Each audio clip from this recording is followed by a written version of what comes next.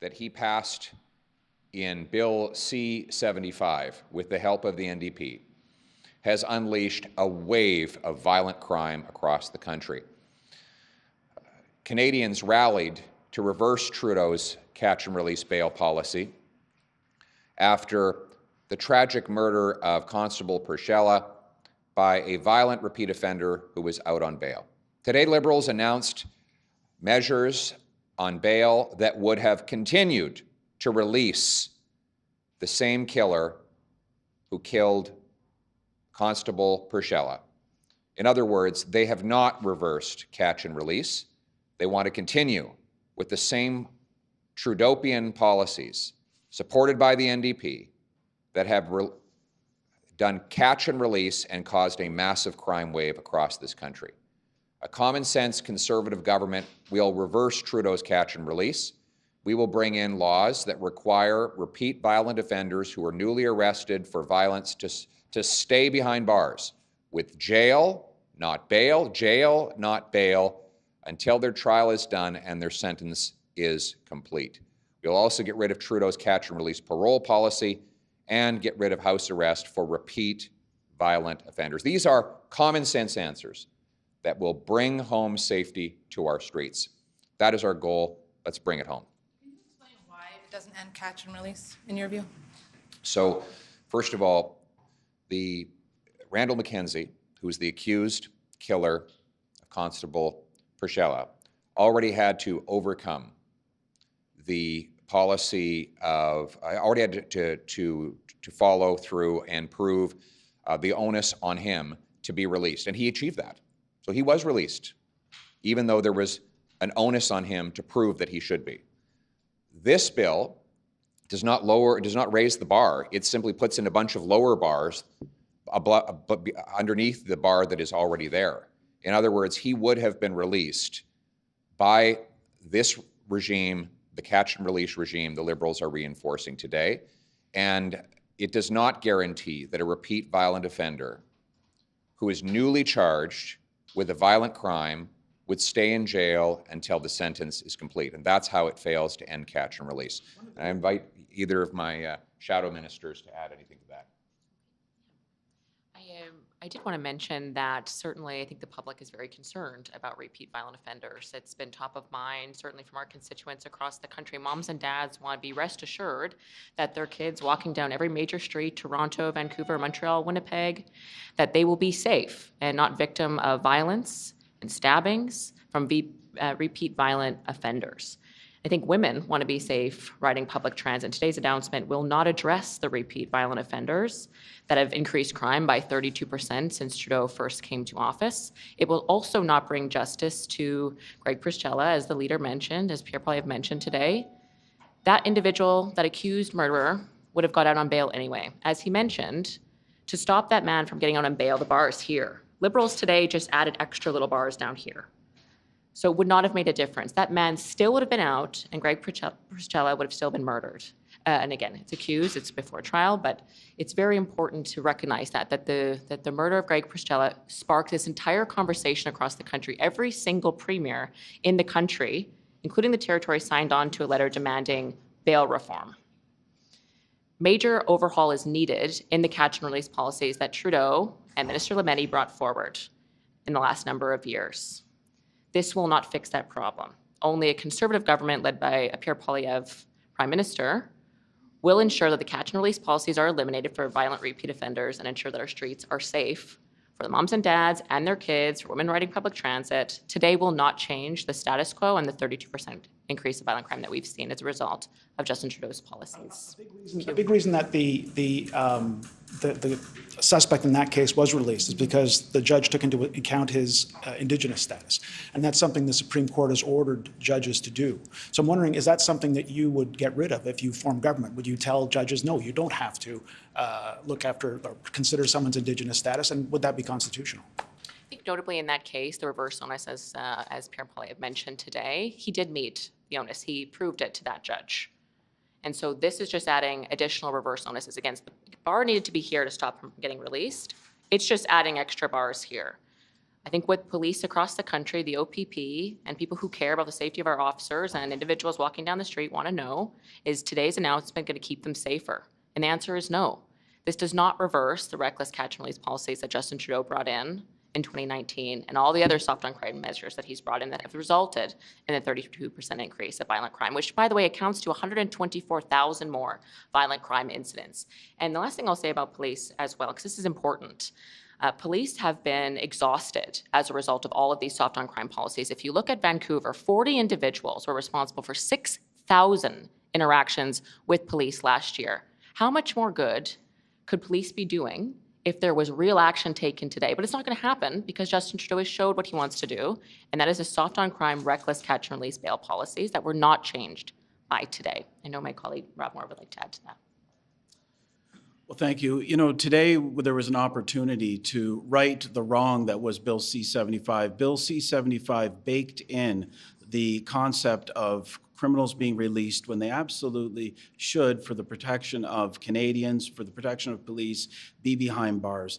This was an opportunity to listen to those that appeared at our Justice Committee when we studied bail, police officers who came, police chiefs, with an impassioned plea to protect officers and to ensure that repeat violent offenders are held behind bars while they're waiting for their trial. This bill does not do that. It's a missed opportunity. We know under the Liberal government, under Justin Trudeau, violent crime is up 32%. We know that gang crime has doubled under Justin Trudeau, and we know that's a result of the catch and release policies of his government. So he had an opportunity to fix that, and this fell woefully inadequate today. Monsieur Poilievre, pouvez-vous nous expliquer, vous, votre proposition, comment elle se détaillerait? Est-ce que vous verriez des exceptions possibles? Mon collègue a soulevé la question autochtone, notamment. Comment ça fonctionnerait, ce que vous voulez proposer? Mais j'ai un plan de gros bon sens. C'est de I think that what makes sense is to have guarantees in place when violent and repeat offenders are released, that they should be kept in prison until the entire trial is completed and until their entire sentence has been served. What about exceptions? We are the only common sense party that will protect Indigenous victims, the victims who are Indigenous. Why? Why is Justin Trudeau never interested in the Indigenous victims, like the victim in Saskatchewan killed by an offender who had already been found guilty 60 times of violent crimes? So is he not interested in the Indigenous victims? I don't know why Justin Trudeau is not interested in Indigenous victims of crime. In Saskatchewan, the killer, this Sanderson, he had 60 prior violent convictions, and Trudeau's catch and release system let him out to massacre an entire community. Is it because they're First Nations that he's not interested in taking action? What has he done since that happened? It's disgusting the way he treats First Nations and Indigenous victims of crime. And Pierre Poilievre-led government will have a common sense plan to keep First Nations and all Canadians safe against repeat violent offenders. And one other thing.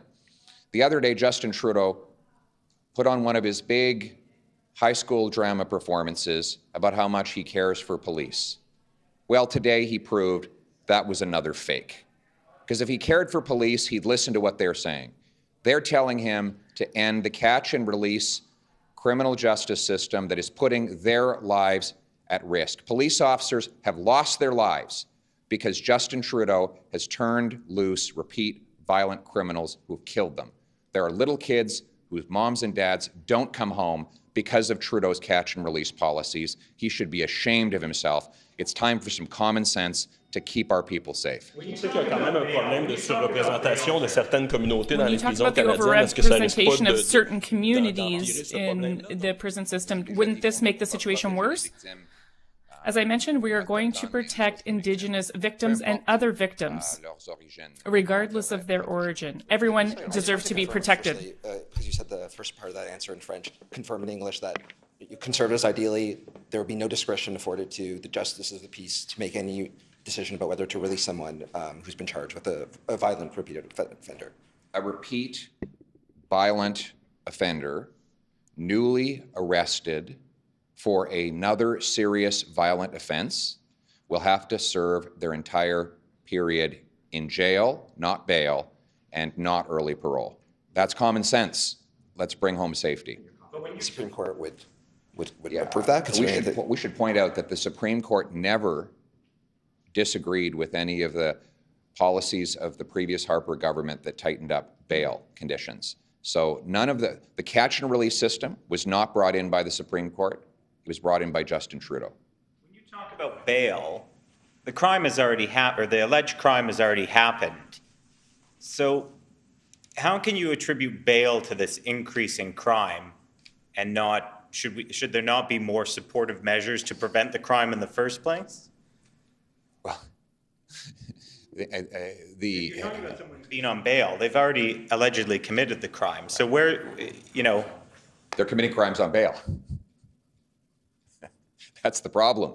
The problem is, I'll give you an example. In Vancouver, the same 40 offenders were arrested 6,000 times in a year. That's 150 arrests per offender per year. Why? Because they're arrested in the morning, then they're released on bail by noon, they reoffend, they're back in jail by 2 in the afternoon, and then they're released by the evening so that they can commit their final crime before they go to bed. It's a failure of the system to not support people who have committed crimes, gone to jail, served their sentence, you know, and then they're committing another crime. So is this not a failure of things like social services and support for people who have committed crimes? Are you serious? I'm asking you a question. I mean, are you serious? Come on. You're telling me, no, excuse me, let me answer your question. Are you honestly saying that it's society's fault if a repeat violent offender commits 60 or 70 offenses? I think that criminal is to blame for his own actions. He is personally responsible. We're not talking about some kid who made one mistake when he was 19. We're talking about people who do 60, 70 violent offenses. Why do those people and then they're, because they're criminals. But why are they criminals? Because they do crime. And why do they do crime? Because we let them out early on bail. So because they I think we've let solved out, the riddle here. because they got let out early on bail. That's right. They then commit the crime. That's right. So that's what all the experts agree is the cause of the crime. So had they stayed in jail the whole time on bail in jail, not on bail as you say, they would then not commit crimes. Because they'd be in jail, so they couldn't commit crimes. And when they get out at the end of their sentence, they're crime-free? Well, we can't guarantee that, but what we can guarantee is the period when they're behind bars, they will not be able to do crime. You seriously don't think that there's got to be some help with homelessness, mental health, things like that? There's got to be some other thing than just locking people up. First of all, what I'm proposing would ultimately lead to less people being locked up. During the previous Conservative government, the incarceration levels went down because we targeted the repeat violent offenders with stiffer jail penalties. Now, and we gave rehabilitation to a young person who made a mistake to get them fixed up and back out into a good life. That makes sense. But we're talking here. Do you know that here's the good news? We have very few criminals in Canada. It's a tiny minority. Like I said, in Vancouver, if you took those 40 offenders off the street, you'd have 6,000 fewer people hit over the head with a baseball bat or stabbed at a transit station. It's just 40 people. So take the worst, most chronic reoffenders, put them behind bars. Is there homelessness? Yes. Trudeau has caused housing costs to double. Naturally, because of the misery that his woke economic policies have caused people, particularly the poorest people, there's more homelessness, there's more mental health breakdown, there's more misery than ever before. People are asking for help with medical assistance and dying because they can't afford the cost of food. That is what you're going to get when you increase the cost of government and you drive up inflation, taxes, and interest rates.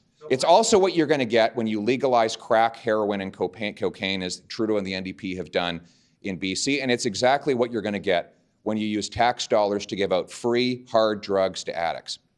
All of this has caused the phenomenon of everything being broken after 8 years of Justin Trudeau. My common sense plan will bring down inflation and housing prices by capping the cost of government, removing the gatekeepers to build homes people can afford, and by putting the most serious violent offenders in jail. And we're going to ban hard drugs and stop giving out tax-free narcotics, instead give people treatment. Okay, last question. Yeah. One of the issues with the justice system currently is that people are waiting too long for trial. Yeah. And we're seeing trials cut out. If you think about sort of your measure to keep people in jail awaiting trial, it seems that that's opening a door for more pressure on the justice system because the principles will come into effect that they've been in jail too long. So I wonder if you could talk about the justice side equation of that, Yes. and how you think that needs fixing as a result. So this is a good question because it is not fair to the accused or the victim to have a trial delayed too long. So what's the solution? Why is our system so gummed up? It's because the same tiny minority of repeat offenders keep getting charged again and again and again and again and again with more and more crime. Why? Because we're releasing them within hours of their arrest so they can go and reoffend. So if you bring in jail and not bail for repeat violent offenders, then they would not have the chance to go and reoffend and commit that other dozen crimes, and you'd have a dozen fewer trials you'd have to run them through. Less crime, a more efficient justice system. It's common sense. Let's bring it home.